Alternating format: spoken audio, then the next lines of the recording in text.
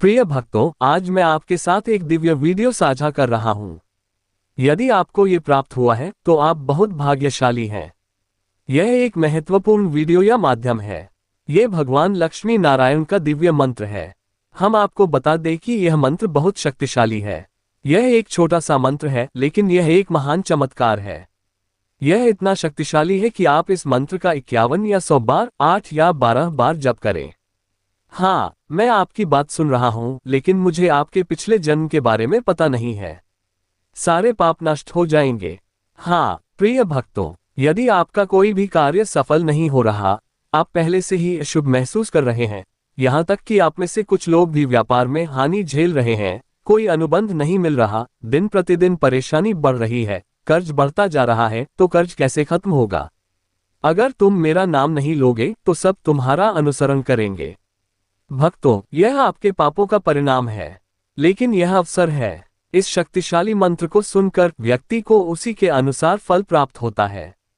जीवन बढ़ रहा है, हंस रहा है, खेल रहा है। मेरे प्रिय, भगवान लक्ष्मी नारायण की कृपा सदैव हम पर बनी रहे। भक्त अधिकाधिक मनुष्य जैसा होता जा रहा है। यदि कोई इस मंत्र को सुनता है तो 51 बार या 108 बार ध्यानपूर्वक सुने। यदि आप इस प्रलोभन में फंस जाएंगे तो आपका बच्चा जीवन भर खुश रहेगा। मुझ पर कभी कोई कठिनाई नहीं आएगी, मुझ पर कभी कोई खतरा नहीं आएगा। नहीं नहीं, मेरे साथ आओ, मेरे साथ आओ। उसका परिवार, आपका परिवार सदैव सुरक्षित रहे। हमारे व्यापार में कोई खतरा या दुख नहीं होगा। मेरी संपत्ति में हमेशा वृद्धि होती रहेगी। हमेशा लाभ ही लाभ, हमेशा लाभ ही लाभ। यदि ऐसा है तो प्रिय भक्तों, आइए हम आपको दिखा दें। ये भगवान श्री लक्ष्मी नारायण का दिव्य नाम है। मंत्र बताओ, लेकिन पहले मुझे बताओ, भगवान विष्णु आज मेरे भक्त हैं। YouTube चैनल को सब्सक्राइब करें, वीडियो को लाइक करें। अगर आपको ये पसंद आया तो आपकी सुंदरता आपको खुशी से भर देगी और भगवान के भक्त अपने बच्चों की आयु लंबी करें। ये दिव्य मंत्र इस प्रकार है।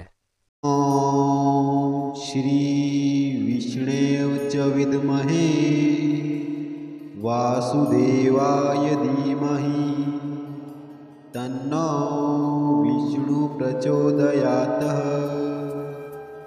ॐ श्री विष्णवे च विद्महे वासुदेवाय धीमहि तन्नो विष्णु प्रचोदयात्। ॐ श्री विष्णवे च विद्महे वासुदेवाय धीमहि तन्नो विष्णु प्रचोदयात्। ॐ श्री विष्णवे च विद्महे वासुदेवाय धीमहि तन्नो विष्णु प्रचोदयात्। ॐ श्री विष्णवे च विद्महे वासुदेवाय धीमहि तन्नो विष्णु प्रचोदयात्। ॐ श्री विष्णवे च विद्महे वासुदेवाय धीमहि तन्नो विष्णु प्रचोदयात्। ॐ श्री विष्णवे च विद्महे वासुदेवाय धीमहि तन्नो विष्णु प्रचोदयात्। ॐ श्री विष्णवे च विद्महे वासुदेवाय धीमहि तन्नो विष्णु प्रचोदयात्। ॐ श्री विष्णवे च विद्महे वासुदेवाय धीमहि तन्नो विष्णु प्रचोदयात्। ॐ श्री विष्णवे च विद्महे वासुदेवाय धीमहि तन्नो विष्णु प्रचोदयात्। ॐ श्री विष्णवे च विद्महे वासुदेवाय धीमहि तन्नो विष्णु प्रचोदयात्। ॐ श्री विष्णवे च विद्महे वासुदेवाय धीमहि तन्नो विष्णु प्रचोदयात्। ॐ श्री विष्णवे च विद्महे वासुदेवाय धीमहि तन्नो विष्णु प्रचोदयात्।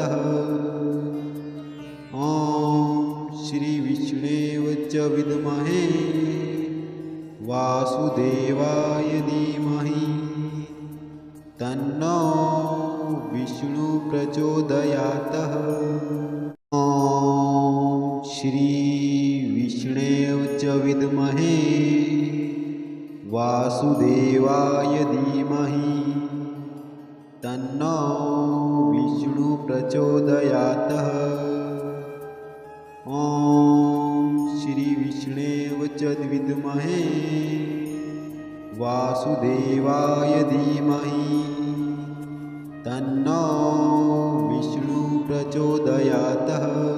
ॐ श्री विष्णवे च विद्महे वासुदेवाय धीमहि तन्नो विष्णु प्रचोदयात्। ॐ श्री विष्णवे च विद्महे वासुदेवाय धीमहि तन्नो विष्णु प्रचोदयात्। ॐ श्री विष्णवे च विद्महे वासुदेवाय धीमहि तन्नो विष्णु प्रचोदयात्। ॐ श्री विष्णवे च विद्महे वासुदेवाय धीमहि तन्नो विष्णु प्रचोदयात्। ॐ श्री विष्णवे च विद्महे वासुदेवाय धीमहि तन्नो विष्णु प्रचोदयात्। ॐ श्री विष्णवे च विद्महे वासुदेवाय धीमहि तन्नो विष्णु प्रचोदयात्। ॐ श्री विष्णवे च विद्महे वासुदेवाय धीमहि तन्नो विष्णु प्रचोदयात्। ॐ श्री विष्णवे च विद्महे वासुदेवाय धीमहि तन्नो विष्णु प्रचोदयात्।